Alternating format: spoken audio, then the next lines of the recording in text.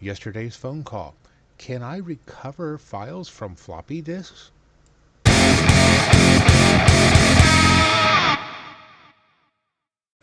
The answer to that question is yes. We do have a USB floppy disk reader.